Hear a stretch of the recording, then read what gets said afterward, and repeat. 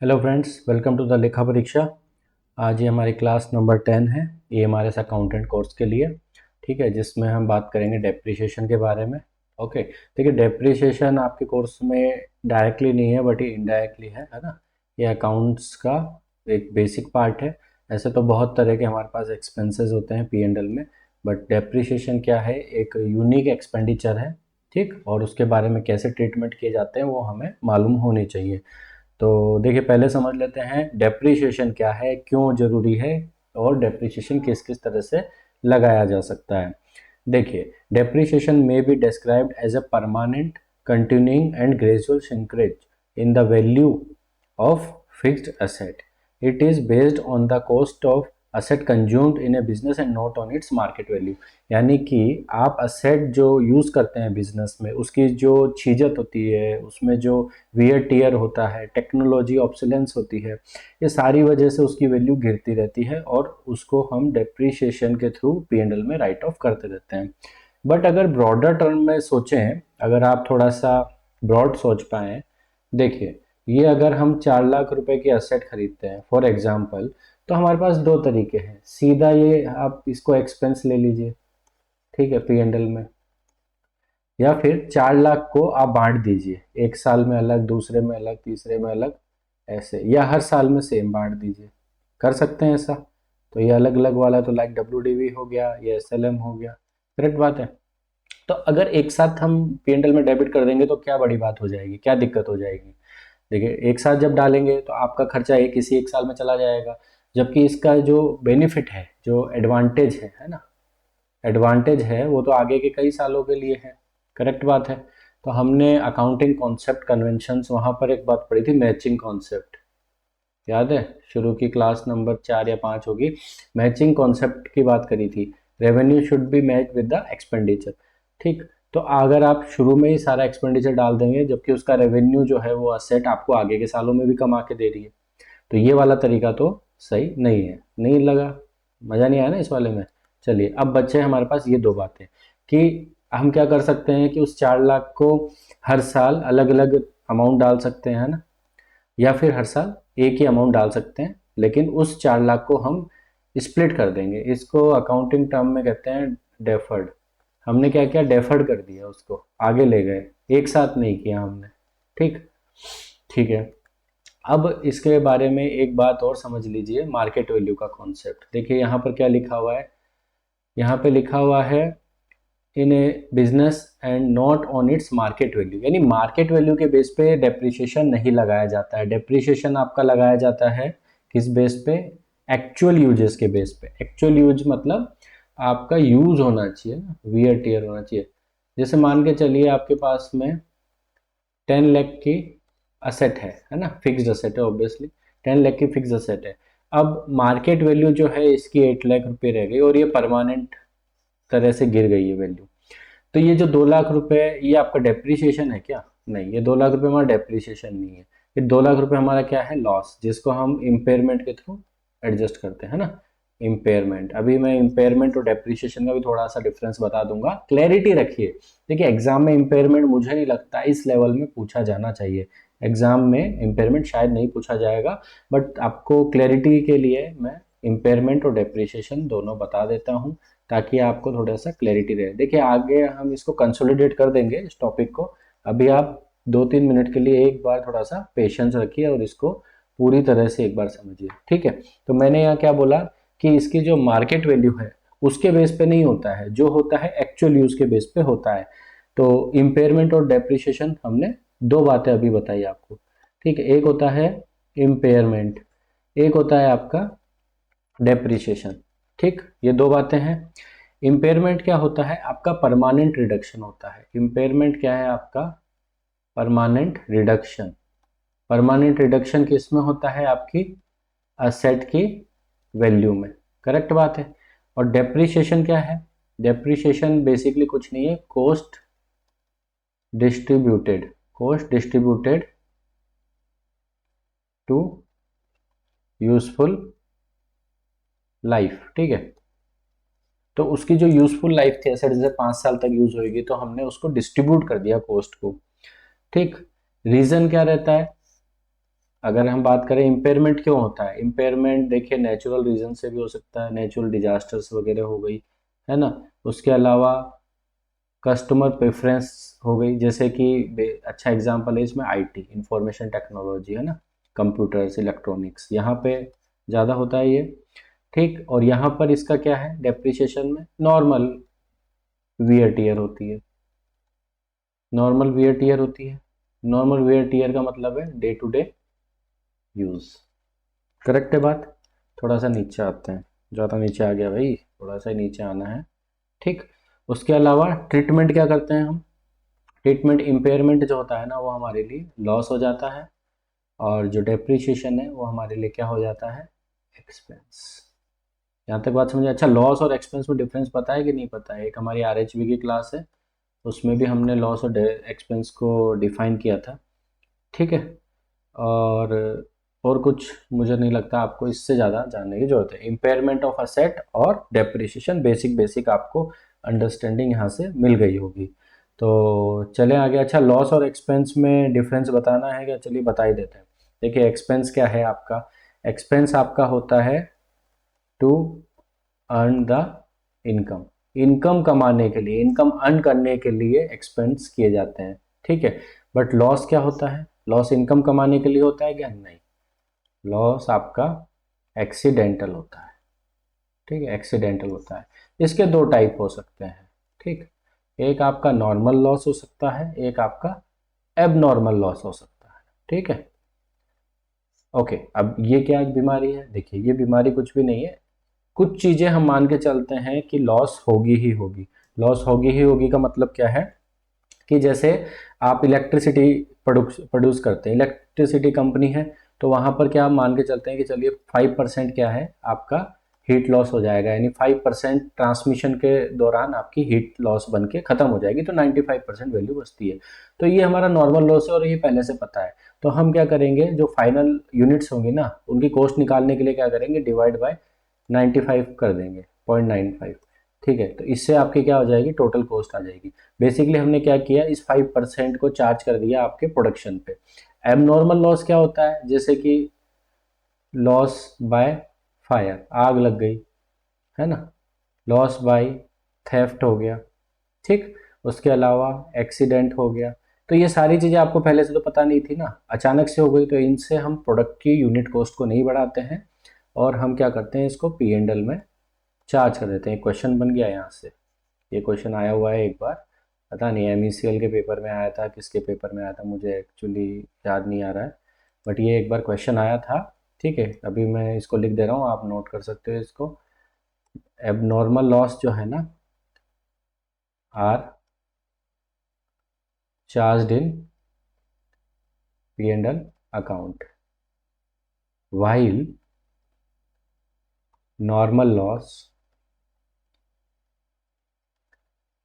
is absorbed in product cost. ठीक है, बस ये इतना आप लिख के रखिए, ये यहाँ से हमको यूज़फुल चीज़ निकल गई है। तो अभी मैंने इम्पेयरमेंट और डेप्रिसिएशन के बीच में आपको डिफरेंस बता दिया, लॉस और एक्सपेंस का भी थोड़ा सा मैंने ओवरव्यू दोबारा दे दिया। क्यों दिया है मैंने ये ओवरव्यू दोबारा, क्योंकि इस तरह के छोटे क्वेश्चंस यहाँ पे बनते हैं। हालांकि मैंने पहले एक आरएचबी की क्लास में कवर करवाया था इसको, बेसिक टर्मिनोलॉजी की क्लास से, आप देख लीजिएगा, लिंक डाल देंगे हम। ओके, अब बात करते हैं मेथड्स की। देखिए अकाउंटिंग फॉर डेप्रिसिएशन, मतलब डेप्रिसिएशन की अकाउंटिंग, उससे पहले आपको पता होना चाहिए कि वो डेप्रिसिएशन कैलकुलेट कैसे हो रहा है, उसका मेथड क्या है। अगर आप मेथड जानते हैं तभी तो ना आप उसका ट्रीटमेंट कर पाएंगे। करेक्ट बात है। तो सेवरल मेथड्स होते हैं हमारे पास डेप्रिसिएशन लगाने के, इस स्लाइड के लास्ट में हमने डाले हुए हैं। ठीक है, ये ठीक, तो ये सेवरल मेथड्स होते हैं।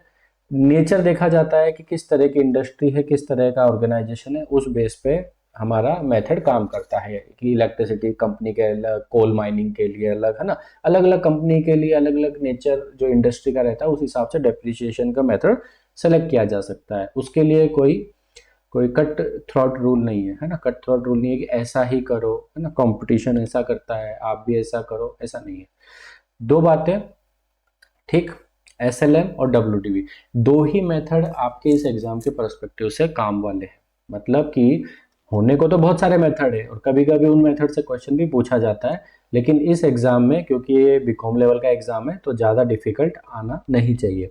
बात कर लेते हैं एसएलएम मेथड की। एसएलएम जैसे नाम से ही पता चल रहा है, straight line method. Straight line method में क्या है कि सीधा में डेप्रिसिएशन निकलता है।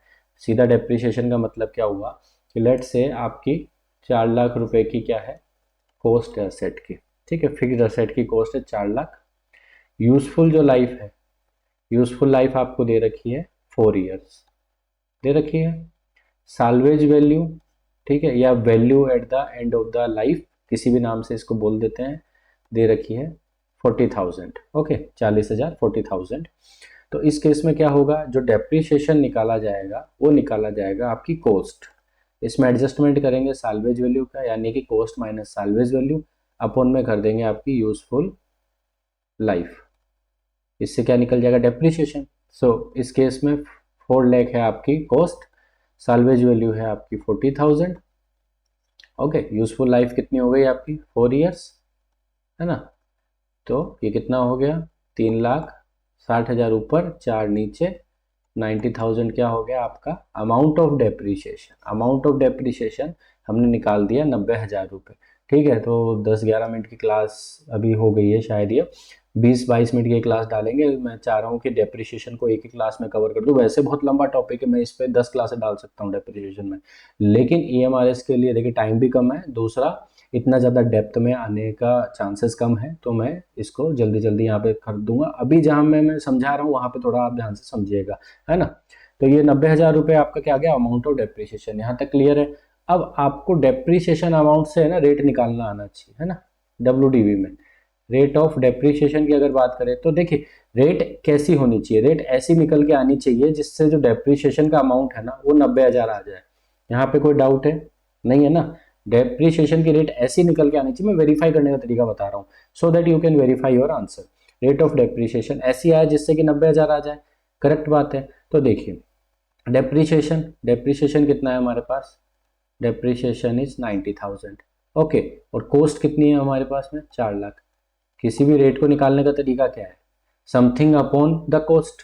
तो ये कितनी आ जाएगी, समथिंग 22.5% आ जाएगी, ठीक है। एंड आप जब डेप्रीशिएशन कैलकुलेट करोगे तो कॉस्ट पे करोगे ना, तो 4 लाख मल्टीप्लाई 22.5%, दिस इज 90,000। तो आप ऐसे अपना आंसर चेक कर सकते हो कि 90,000 इधर, 90,000 इधर। जब आपको डेप्रीशिएशन निकालना है, cost minus salvage value upon useful life, क्योंकि साल्वेज वैल्यू का आपको एडजस्टमेंट कॉस्ट में करना है। बची हुई वैल्यू ही तो आप यूज करने वाले हो, बाकी ये वैल्यू तो आपको मिल ही जाएगी ना। 4 साल के बाद में आप प्रोडक्ट को बेच दोगे, स्क्रैप कर दोगे, 40,000 मिल जाएगा। तो साल्वेज वैल्यू का एडजस्टमेंट यहाँ पे किया जाता है। बट क्योंकि ये जो रेट निकली गई है, रेट कंप्लीट फिगर पे निकली जाती है, ठीक है, तो ये मल्टीप्लाई भी कंप्लीट फिगर से होगी। तो रेट ऑफ डेप्रीशिएशन निकालना मैंने बता दिया और आपको अमाउंट ऑफ डेप्रीशिएशन बता दिया under SLM method. SLM method की अभी हमने बात कर ली। चले आगे, अब आता है हमारा डब्ल्यूडीवी मेथड। देखिए डब्ल्यूडीवी मेथड का ये फॉर्मूला है, ये फॉर्मूला है, आप इसको छोड़ दीजिए, ये मैंने सिर्फ रेफरेंस के लिए डाला है, एनसीईआरटी की बुक से ही हमने रेफरेंस लिया है। हालांकि इस फॉर्मूले में एक गड़बड़ है इसकी। तो ये जो है ना, ये यहाँ नहीं होता है, ये यहाँ पे 1/16 आना चाहिए, ठीक है। तो ये जो फॉर्मूला है, ये फॉर्मूला करेक्ट फॉर्मूला मैं यहाँ पे लिख दे रहा हूँ। अगर आपको किसी को ज़्यादा शौक हो निकालने का तो आप कर सकते हैं, ठीक है। 1 माइनस, ठीक, ब्रैकेट में एस अपॉन आपका कॉस्ट, ठीक। ये जो ब्रैकेट है ये पूरा रूट में चलता है, बाहर में लग जाता है 1/लाइफ, ओके, मल्टीप्लाई बाय 100। तो ये आपका फॉर्मूला होता है, इससे हम डेप्रीशिएशन के रेट निकालते हैं। अब आपको ज़्यादा परेशान होने की ज़रूरत नहीं है। क्यों परेशान होने की ज़रूरत नहीं है, क्योंकि जो रेट ऑफ डेप्रीशिएशन होती है ना अंडर डब्ल्यूडीवी, ये आपको हमेशा दी जाएगी, है ना, हमेशा दी जाएगी, हमेशा आपको क्वेश्चन में मिलेगी। तो कभी भी घबराने की जरूरत नहीं है। नहीं होता है तो ये यहाँ से निकाल सकते हैं, बट ये आपके लिए इंपॉर्टेंट नहीं है। बीकॉम में ये काफ़ी बार होता है क्योंकि वहाँ पे कैलकुलेटर अलाउ होता है और ये कैलकुलेटर से निकलती है, क्योंकि 1/16 और ये सारी चीज़ें जो है लॉग के थ्रू सॉल्व होती है। तो हमारे यहाँ पे ये चीज़ नहीं पॉसिबल है, इतना कैलकुलेटर आपका अलाउ होता नहीं है और ना आप ऐसा निकाल सकते हैं, ठीक है। डेप्रीशिएशन, अब डब्ल्यूडीवी जो है इसको रिड्यूसिंग मेथड भी कह देते हैं। इसमें क्या हो रहा है कि जैसे पुराना वाला एग्जाम्पल ही लेके चलेंगे अभी अपन, है ना। देखिए पुराना वाला एग्जाम्पल लेके चलेंगे, तो मान के चलिए कि आपकी 4 लाख थी, इसमें हमको साल्वेज वैल्यू का कर कर आके कोई रेट आ गई है ना, जैसे रेट आ गई मान के चलिए 20%। ठीक, रेट आपकी क्या आ गई, 20% आ गई। तो जब 20% आ गई तो आप क्या करेंगे, पहले साल इंटू 20%। ठीक, तो कितना आ गया, 80,000। अगले साल क्या करेंगे आप, WDV रिटर्न डाउन वैल्यू है ना, रिटर्न डाउन वैल्यू, इसका नाम से ये रिटर्न डाउन वैल्यू। अब इसको क्या करेंगे, डाउन लेके आएंगे है ना, 4 लाख माइनस 80,000, तो कितना हो जाएगा, 3,20,000। रेट सेम रहेगी है ना, रेट सेम रहेगी, 3,20,000 इंटू 20%, कितना आ गया, 64,000। अब अगले साल के एंड में WDV क्या हो जाएगी आपकी, 3,20,000 माइनस 64,000। ठीक है, एंड सो ऑन। और फिर डेप्रीशिएशन की जो रेट होती है ये 20%, ये ऐसी कैसी रहेगी, वो रेट चेंज नहीं होती है। इसको WDV method, return down method भी बोलते हैं ना, रिड्यूसिंग बैलेंस मेथड भी बोलते हैं।